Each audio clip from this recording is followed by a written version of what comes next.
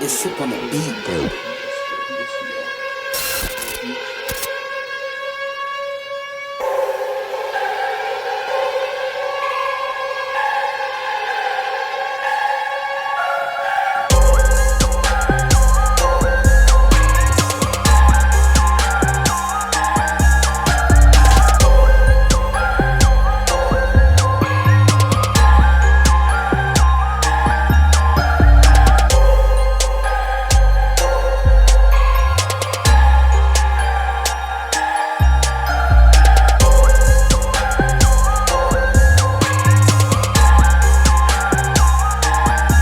And get this done quick because this is only an 8-minute long video.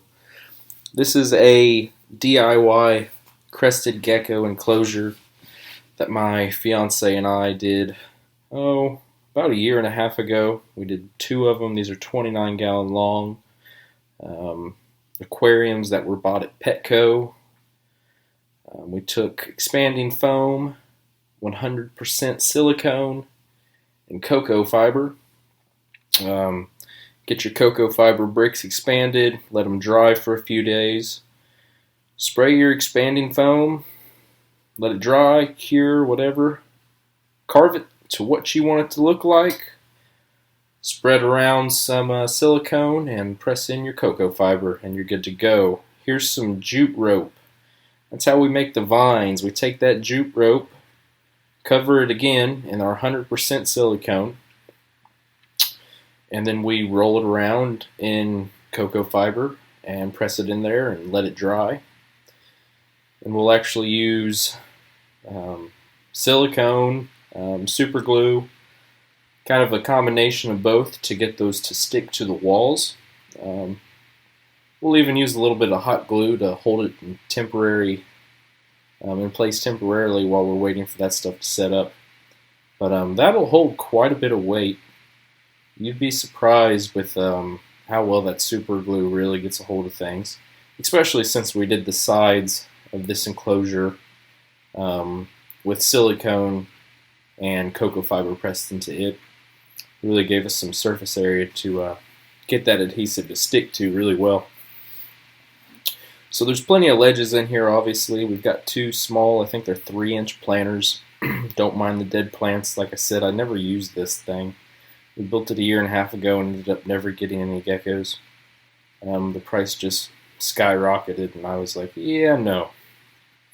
So, easy way to do the ventilation, guys. I took a piece of grid paper and double-sided tape and just marked my dots on which intersecting lines I wanted to drill a hole. Drilled them. I will tell you, you're probably going to go through a few pieces of this plexiglass. It cracks easy. And then I epoxied it, not silicone, epoxy into the frame. That thing's not going anywhere. This is a 1/4-inch acrylic, guys. It's pretty thick. So as always, I use a bioactive substrate. Obviously, I've taken all the substrate out of this and used it for another project. But there's sphagnum moss, fern fiber, charcoal, orchard bark. I'm sure I'm missing something, but it's a good little ABG mix that I make. I use a window screen. You can buy a roll of it really cheap to separate the substrate from the drainage layer. And in that drainage layer, you would want to drill a hole right there in the center where I'm pointing at, so you can drain off any excess water. If your misting system one day decides to dump a gallon of water in there, you can get that water out without having to take apart your whole setup. So obviously this is plenty of room for a juvenile and probably most adult crested geckos and gargoyle geckos. So the dimensions on this bad boy, it's 29-gallon long again. It's about 2 foot tall if you take into account where the substrate's going to sit. It's about 12 inches wide, and then it ranges from 14 to 16 inches in depth, depending on how far out that sticks. Guys, you can throw a little bit of cork bark in your expanding foam before you seal it all up. When you foam around the pots, you can throw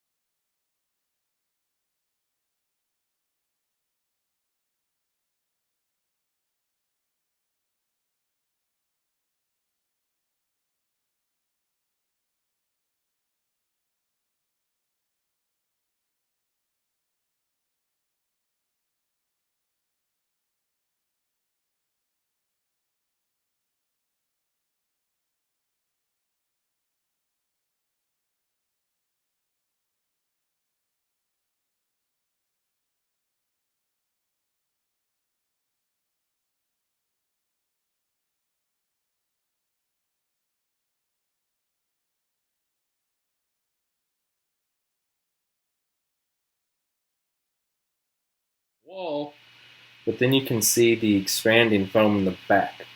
Now an easy way to fix this is go buy a vinyl sheet that they make stickers out of. You can get any color you want and cut it to fit the side of it. You'll never see it again.